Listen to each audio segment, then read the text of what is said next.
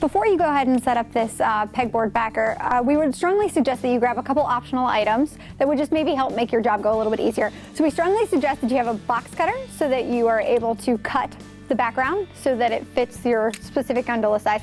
And then it's also nice to have like a good sturdy metal ruler or something with a good sturdy edge so that when you do take the box cutter, you're gonna get nice, good, clean lines.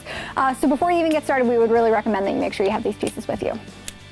Welcome, my name is Laura Rich and I am here today to give you a short tutorial on how you can go about using this colored pegboard backer so that you can help enhance the look of your set and quickly and easily get this done within your own set. So what we're going to start with talking about is what comes in each of these kits that you'll receive from Weaver Leather. So when you purchase the pegboard backer kit, what you get is you'll get 2 pieces of this red backer, which is good for one 4-foot by 87 inches tall of gondola. And then you'll also get a package of these push pins, which there are 28 clear push pins included in each of these kits. So that's what you'll receive when you order. Another optional thing that's just handy if you're doing a lot of these is a push pin remover. So it's easy, it's just a small plastic tool that you can use so that when you put these push pins in, that you're able to go ahead and quickly and easily remove them. So we're gonna go ahead and get started.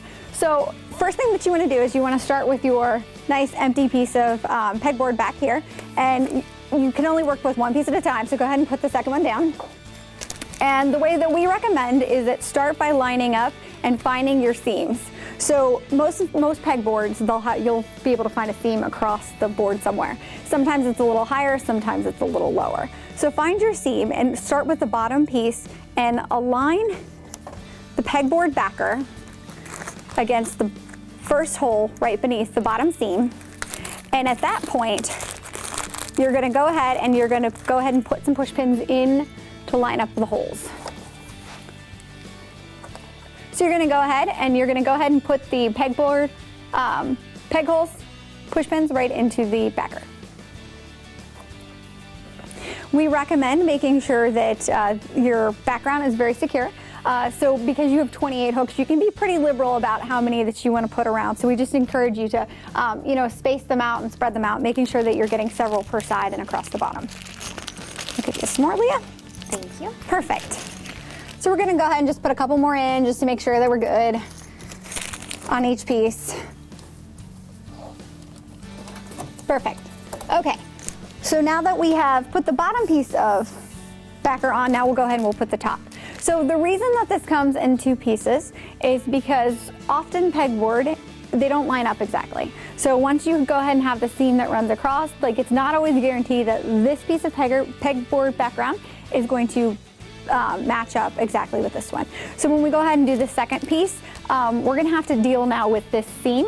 So how we recommend that you do it is when you're gonna put the background up, you're just going to overlap it slightly so that you're coming down here on the first set of holes instead of right above the seam. So let's go ahead and get our second piece. So also easy enough, this is a good time to mention, you want to make sure that you can see your Weaver ovals and that the Weaver ovals are hung correctly so that you can read them. But what you're going to do is, to make sure that this seam is covered, you're going to go ahead and you're going to center your first pin so that you're on the top of the